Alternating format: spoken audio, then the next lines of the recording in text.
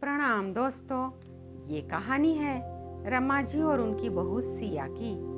कुछ समय पहले ही रमा जी के पुत्र राहुल के साथ सिया की शादी हुई है।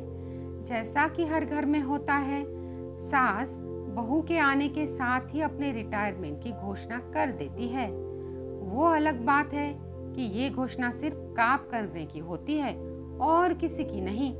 बाकी तो पूरा घर और उसके लोग अपने कब्जे में ही होने चाहिए।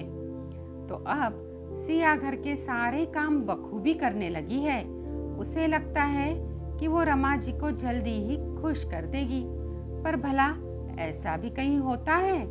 कोई बहू आज तक सास को पूरी तरह से खुश कर पाई है क्या?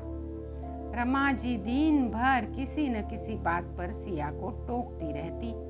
ऐसे नहीं बहू, हमारे यहाँ ऐसे नहीं होता, तुम्हारे मायके में होता होगा ऐसे। और उसकी कमियां निकालती रहती, जबकि सिया पूरी कोशिश करती कि मेरा सारा काम माँ जी के हिसाब से कर पाऊं। पर वो दिन भर सिया को ताने मारती रहती। कभी कभी सिया को बहुत बुरा लगता और वो अपने कमरे में अकेले अकेले में रोती भी। एक और बात, जब भी सिया खाने की तैयारी करती तो रमा जी कहती, बहू खाना कम बनाना, आज मुझे ज्यादा भूख नहीं है। बेचारी सिया रमा जी के कहे अनुसार बनाती, पर जब खाना टेबल पर लगाती तो रमा जी आ जाती। अरे बहू, जल्दी से गर्म रोटी सेक, बहुत जोर से भूख लगी है।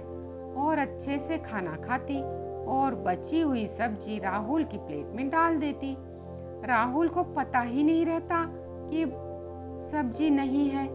कई बार सिया के लिए सब्जी नहीं बचती और उसे सूखी रोटी ही खानी पड़ती।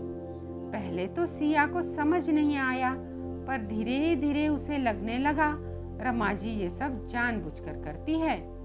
तो सिया ने अपनी सास को सबक सिखाने की तरकीब निकाली। अगले दिन जैसे ही रमा जी ने फिर सिया से बोला, सिया 3 नहीं 2 ही आलू की सब्जी पर्याप्त है, मुझे तो वैसे भी भूख नहीं है।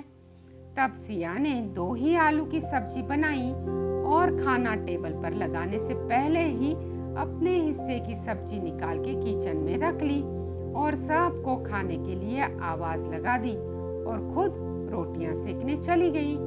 जब रमा जी ने सब्जी देखी और सिया से पूछा तो उसने बोला, माँ जी आपने ही तो कहा था कि आपको भूख नहीं है, तो मैंने 2 ही आलू की सब्जी बनाई।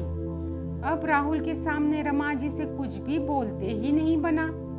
उस दिन उन्होंने बस एक ही रोटी खाई और बाकी सब्जी रोज की तरह राहुल की प्लेट में डाल दी।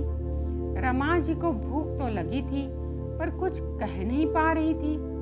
आज बहुत दिनों के बाद सिया ने अच्छे से खाना खाया। सिया की थाली में सब्जी देखकर रमा जी सब समझ गई। खाना खाकर सब सोने चले गए। रमा जी को तो आज भूख की वजह से पूरी रात नींद ही नहीं आई। तब उन्हें अपनी गलती का एहसास हुआ कि वो सिया के साथ कितना गलत कर रही थी।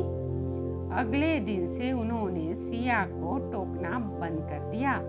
उन्हें पता लग गया था कि उनकी बहू तो बहुत ही ज्यादा समझदार है। देखा दोस्तों, इसे कहते हैं शेर को सवा शेर।